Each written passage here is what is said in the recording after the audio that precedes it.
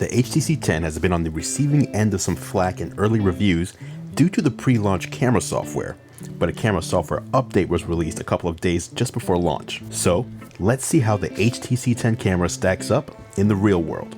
In case you haven't seen it, you'll probably want to start by watching my initial HTC 10 full review.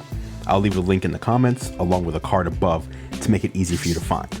I've also got a video looking at what I think are the top 5 features of this device. The Nexus 6P was praised for being the first Nexus smartphone with a great rear camera, and you get that same camera sensor here on the HTC 10, but with an even better f1.8 aperture with optical image stabilization.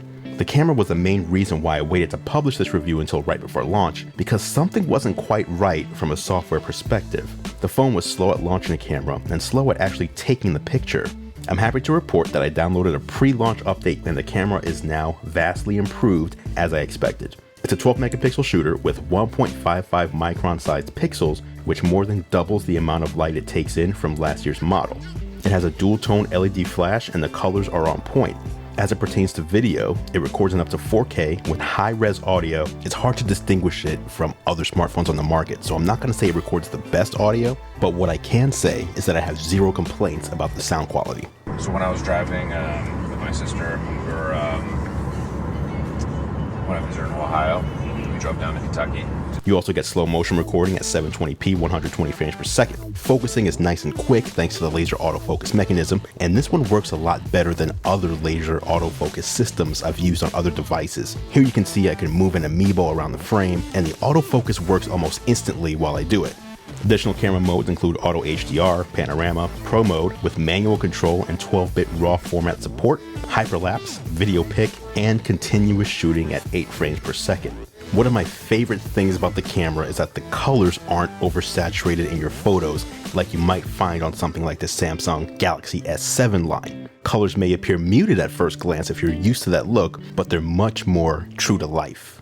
Adding to the unique camera setup, on front you've got a 5 megapixel wide angle camera with 1.34 micron sized pixels, and this one also sports optical image stabilization. That's a first for any smartphone.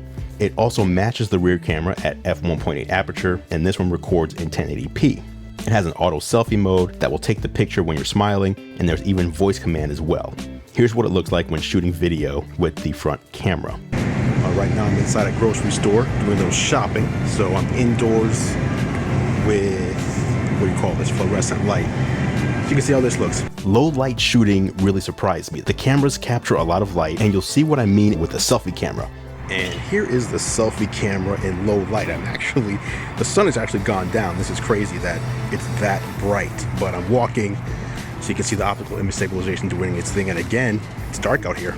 Quick launch for the camera is a little weird. You have to use a double swipe on the display to launch it, but I found it to be super inconsistent. You need to get the timing just right, and it's just not natural. I wish that I could use the long press on one of the volume buttons instead to bring up the camera, so I rarely use this feature. To me, it's kind of useless. Now I want to know what you guys think. Hit the like button if you enjoyed this video and leave a comment below with your thoughts. Let me know what your favorite smartphone camera to date is and what you think about the camera on your current device. Do me a favor and hit that subscribe button as well if you're new here to find out when we publish new videos, reviews, unboxings, and gadget giveaways. We launch new giveaways a couple times a month, and you can see what's up for grabs right now in our gadget giveaways playlist. Now, if you're wondering why this video looks a little odd, it's because I'm recording it on the front camera of the HTC 10 as part of my HTC 10 camera review. So if you're seeing this in the HTC 10 camera review, know that there's a giveaway going on and you're going to want to click somewhere up there to head on over to this giveaway video. Thanks for watching as always, guys. Until next time, I'm Andrew Edwards. I'll catch you in the next video.